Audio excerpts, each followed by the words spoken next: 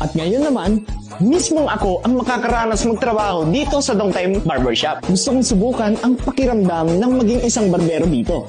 Ang branch na pagtatrabahuan ko ay matatagpuan sa loob ng Denomis Landmark 81, particular sa Park 6005. Ang lugar na ito ay isa sa pinakamodernong high-end na urban community dito sa buong Vietnam.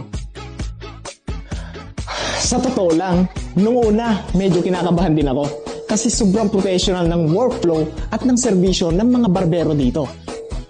Tuwing umaga, pumapasok kami ng mas maaga ng 30 minuto para linisin at ihanda ang aming sariling workstation para laging handa sa pagdating ng mga customer. Bilib na bilib talaga ako sa kung paano nila salubungin ang mga customer kahit gaano pa sila kabisi. Kapag nakita nilang may parating na customer mula sa malayo, kusa silang lalabas para pagbuksan sila ng pinto na may kasamang napakatamis ng ngiti. Ang mga gamit sa paggupit ay kailangan laging i-sterilize bago at pagkatapos gamitin para masigurado ang kalinisan at kaligtasan ng customer. Pagkatapos gamitan, may kasama pa itong light massage sa leeg at balikat para talaga ma-relax ang customer.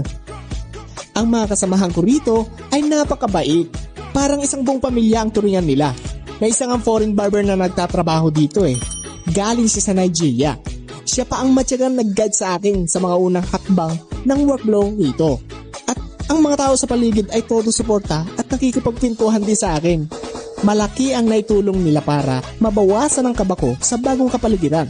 At mabuti na lang, mabilis akong nakasabay sa kanila.